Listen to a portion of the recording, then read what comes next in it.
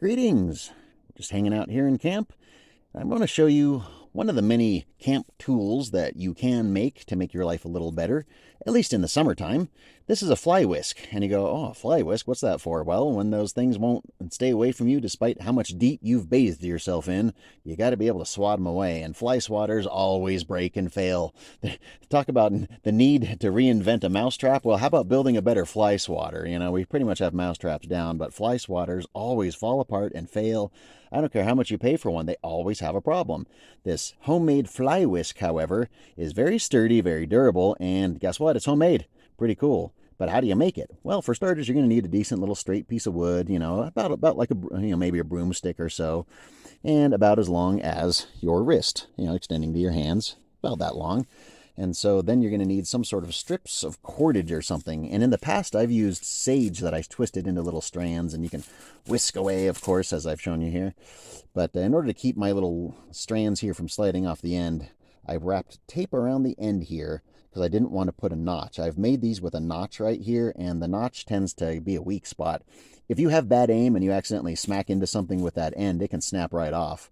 And so instead of having a weaker area here, I just put a little bit of tape over there to keep everything from sliding off, because you're never going to have it fall down this way. None of these little loops are going to come down this way because you're always going away from yourself, and so they're going to always be trying to pull away. But how do you get to these things? Well, where did I get these?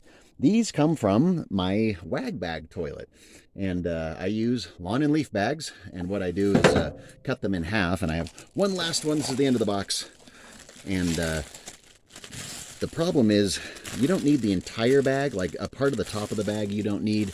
And so this is, as you can see, the top of the bag where the drawstring would be gets cut off, and some other portion of it, and I'm just using the corner. So each one of these bags gives me two opportunities to use the restroom. But what do you do with this? Well, you can see right here what I've done with it in the past. Some of the ones that I've used that don't have drawstrings, I used for this project, and I've shown you this project, my little woven mat. I've used it for years now. It's surprisingly durable. It costs nothing, and it was a very fulfilling and satisfying project. I felt like I was taking waste away from Mother Nature and doing a good thing for her while providing for myself and doing something productive. And that's really good. But how do I make my fly whisk strands? Well, this is reverse wrap cordage, and I've shown you how to do that. But let's make a bit of it with this. And so what I need to do is pull out these, and yes, this black section I do actually use, and I'm building up a big huge roll of sort of rope that's made out of these black strips, but I'm definitely taking advantage of these yellow strips to do something other than store up a bunch of cordage, which I also am doing with those strips. And so get the other one out and just run down to where it connects here. You can see where it sort of is held in at the edge of the bag, and you just want to pop that out, pull it out of here, and pop that out. And we're going to set that aside for making a little more black cordage. But for this, it's incredibly simple. It's just like any other reverse wrap cordage. Sorry, I keep losing where the camera is. You're just going to tie a little knot and then get on to twisting.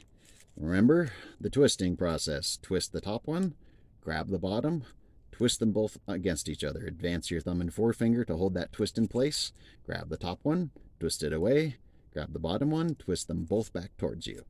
Away, towards you. And you can actually kind of help with this wrist action, twisting this way to put a little bit of extra twist and get a little bit more twist that way.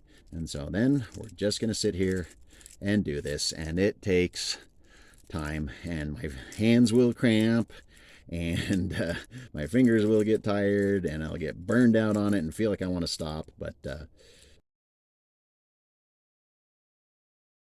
so there we go. There's our piece of cordage, and it's easy enough to just add another one. The more of these, the better, I say. More chances that one of them might actually strike a bee or a wasp or a hornet or something that's buzzing around you. And they always want to buzz you in your face, don't they? Right up in your face. They're like, ooh, I want your spit. I want the food out of your teeth that's still in there. I want your ear. They want to go in your ear. They see a hole and they want to be in it. So get that nice and tight, and then a little bit of stretching. That's okay. and then just do a little square knot, boop, and that's not going to come off this way, and it's not going to go anywhere. And there you go. That's how I've made all these, and you can do the same thing yourself. You could use anything. You could use string, you could use all sorts of twine, even, your own homemade cordage if you want to. But it definitely is a good way to not just give yourself a handy camp tool, which is kind of essential, especially in bug seasons during the summer. They've been nasty this year. They've been buzzing me like crazy. But it's also a good way to not have to spend money on things and not throw more stuff away. You think if all this would have been in a landfill or would have had to have been somehow recycled, which recycling isn't a free lunch. It costs money. There's energy involved. We do our best in some cases to have, alternative energy sources powering recycling centers, but that's not always the case. So we need to do our own part individually to not put plastic into the landfill, not put that much more work into the hands of the recyclers, and try and find a multi-use or subsequent uses, second life, third life, fourth life even. How many times can you use a plastic bag? Wash it out, reuse it, be gentle so it doesn't get holes in it. I've had plastic bags that I've used for the entire summer so far, and they still have no holes in them. So that's just a quick down and dirty way to make yourself a handy camp tool, essential camp tool, fly whisk. And so I definitely want to thank you for joining me for a few minutes in camp as I add another whip to my cat of many tails little fly whisk here in camp. And I can now whisk away just about anything. And